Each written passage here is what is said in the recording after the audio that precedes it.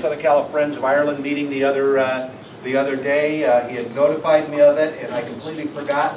So there he was on his way to the meeting, pounding at the door of St. Isidore Historic Plaza, looking for me, so I could go give a little pitch to the Southern California Friends of Ireland.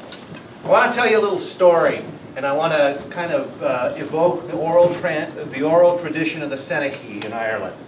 And the Seanachaí was the storytellers and the hedgerow teachers in Ireland.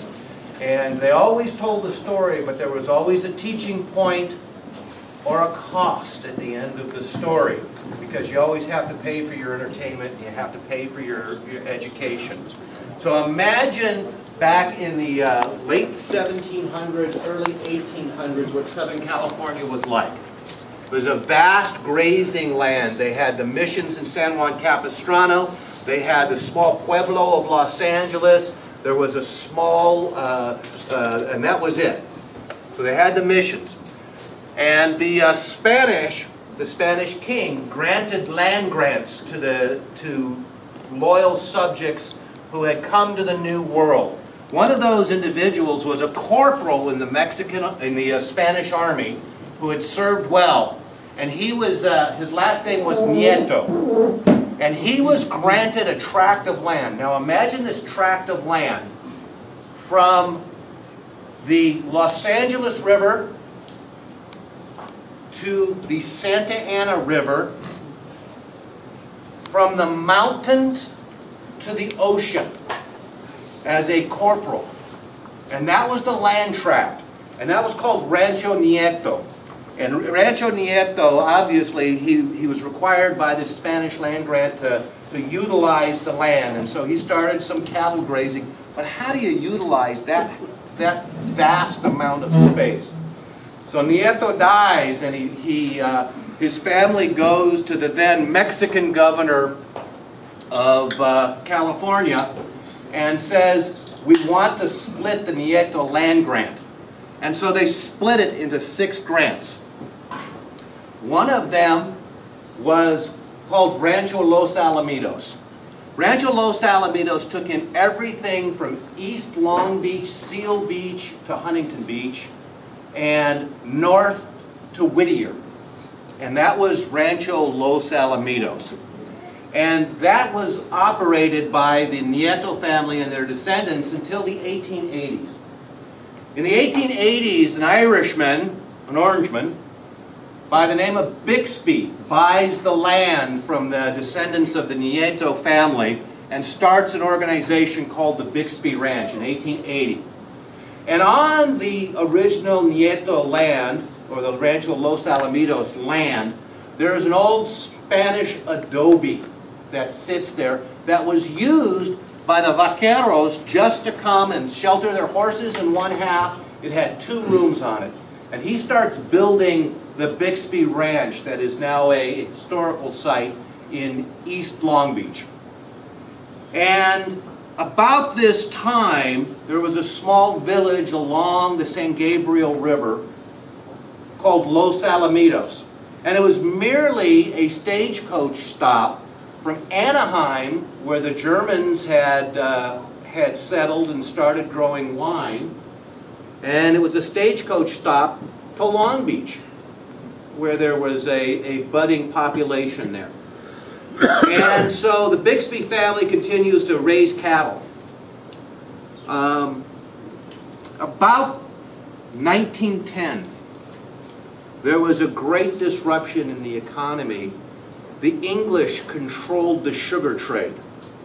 And if you wanted to buy sugar, because you had the British East India Company and the British West India Company, and they controlled the sugar from all over the world. So if you were in Europe or America and everything else and you wanted to buy sugar, you had to buy it from a British source, because they owned all the sugar plantations in the Caribbean and in the Indies. Well, there was an enterprising German guy figured out that if you took the sugar beet, you could grow sugar beets, squeeze the juice, and through a slight process, come up with table sugar that was just as sweet and just as good as British cane sugar. And so they started actually producing sugar in Europe, in Germany, and Belgium, and France, so that they didn't have to pay John Bull's bloody price for the sugar. Well, Bixby was a smart businessman. He realized that the California climate here was perfect for growing sugar beets. But he had no idea how to actually process the sugar and had no experience. So he sends a delegation over to Belgium. And he gets all these Belgians and says, if you come to California, I'll give you the land to grow sugar beets. And he hires a company that knows how to build a processing plant to process the sugar beets into sugar. And he says, I'll hire all you executives to work at my sugar beet processing plant. So the Belgians who came, free land to grow beets, a market for the beets, and he hired the executives and the workers who knew how to build the sugar beet processing plant. And so he put the first sugar processing plant in Southern California right in a little town called Los Alamitos.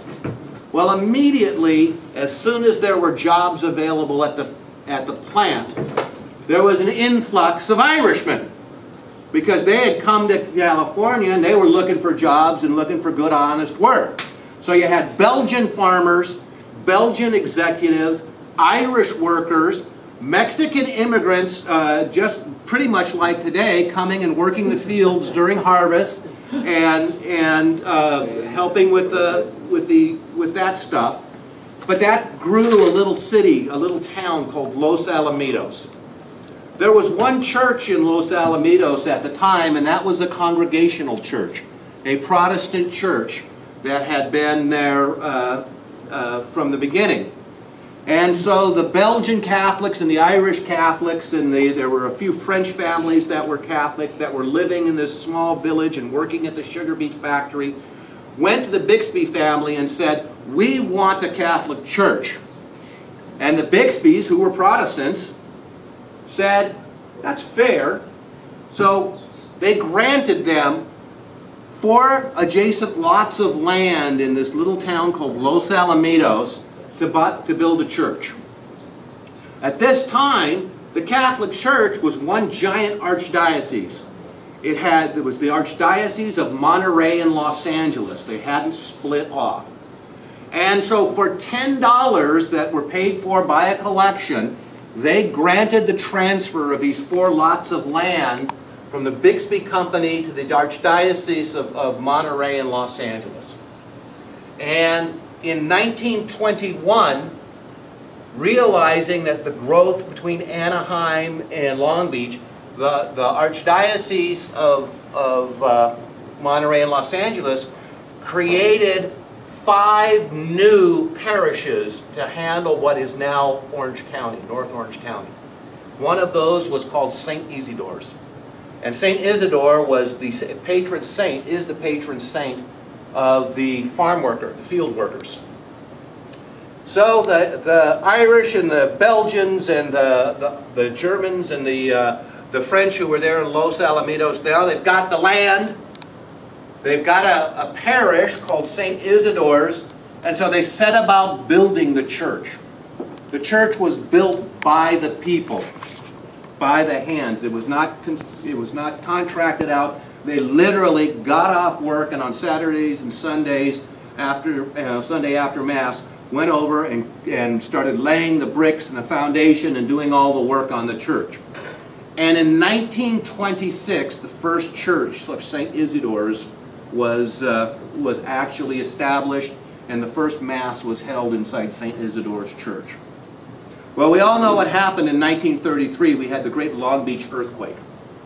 And when the Great Long Beach earthquake hit, this brick church that had been built by the local people collapsed, other than the front facade and the bell tower.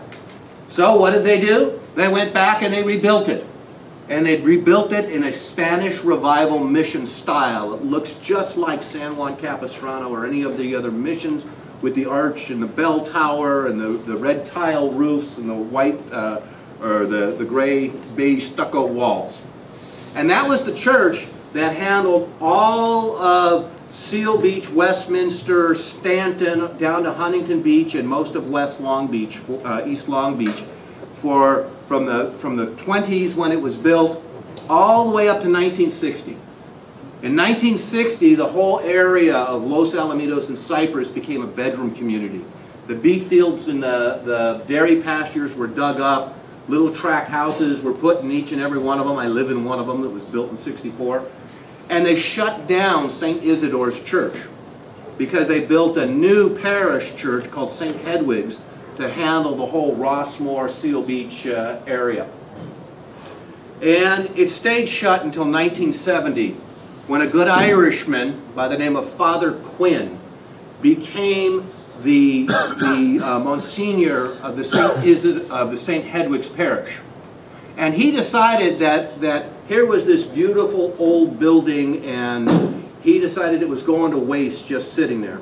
So he reopened the church, and he started having Spanish masses there.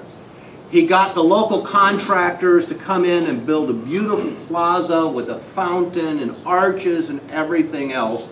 And he kept that open from 1960 until 1999, when the Archdiocese of Orange, or the Diocese of Orange, shut it down for good. And he consecrated it and said it would never be a church again. So back then, a little organization of the church ladies, the little Mexican church ladies who had gone to the Spanish masses at St. Isidore's, decided that they would start an organization and try and get this church reopened again. They formed an organization called the Comité de Amor, the Committee of Love. And they tried from 1999 to get this place reopened. And as we all know, as good Catholics, novenas and prayers and everything else don't pay the bills. And so finally in 2010, an organization kind of took over the old Comité de Amor and realized we're never going to make this a Catholic church again, but it is the oldest public building in northern Orange County, and it has served the community of Orange County since the 30s when it was built. We host the Knights of Columbus, We Care, a bi-monthly food giveaway. We do after-school tutoring on Tuesdays and Thursdays. We've got AA meetings and codependence meetings, and all of this stuff is handled out of this little facility in Los Alamitos.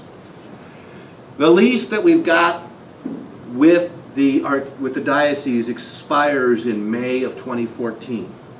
And we've got to raise about $500,000. Now, we've already raised about $300,000, but we need about $500,000 more. And so this is where the price of the Seanachaí comes in. If you guys are around and live in the Long Beach, Orange County area, we have every Thursday night, and we've shut it down because of cold weather, but it's going to kick off on Thursday, March 14th, St. Patrick's Day at the Plaza. And we're going to have food trucks. We're going to have actually 2 members of Trooper Thorn who are going to be performing at our party. Chris Pierce and Rick Boyle, who's on the job, are going to be performing there. I got Celtic Gold School of Dance going to be doing dance competitions. If there's a piper in the audience who wants to come down and is available, you're more than welcome. But if you live in the Long Beach, Orange County area, come by on a Thursday night. We run the bar. We've got wine. We've got beer. On St. Patrick's Day, we'll have Guinness and Irish coffee. You know, we're going to have corned beef and cabbage tacos. And it's going to be going from 5:30 p.m. till 9 p.m. And I'm telling you, if the beer's still flowing and the band still wants to play, you know, we'll go until the police come and shut us down. Another one of our board members is the former mayor of Los Alamitos. And if you live in the area, it's going to kick off once again.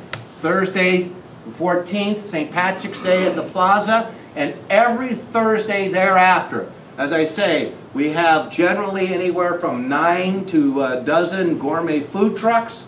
We always have live music, local bands who want to play. We've got a bar. We've got picnic tables. We've got a plaza. Bring your kids and come by. So I've got some flyers here if anybody's interested in saving the date. And thank you very much for your kind attention, and I hope to see you there. Don, I have a question. You're obviously a member of the Emerald Society, as is Rick Boyle, Trooper Thorne, who'll be at your festivity. Farrell, that implies you're Irish. I am. Oh. I thought you disavowed that a little bit with your German heritage or something. Well, actually, it was a funny thing. I had my DNA checked at Ancestry.com, and according to them, I am Eastern European and Scandinavian. But there's a proviso there. The Celts, or the Celts, actually came from Eastern Europe through Germany and into Ireland. So I'm just asserting that it's my my true Celtic roots and the Viking and my Viking roots. But you know, I know that my great grandfather came from Cashel, and in fact, the county Longford is named after Farrell's Long Fort. So I think Ancestries.com's screwed up my sample with some you know, Serbian or something. Exactly. Somebody really. Thank you. Thank you much. Here we go.